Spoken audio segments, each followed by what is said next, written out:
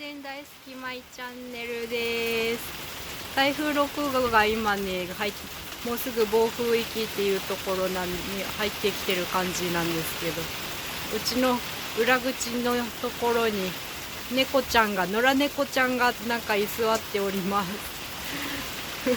ここが安全なんですか？ねえ、まあ安全だとちょうど雨がしのげるからかな。ねえ、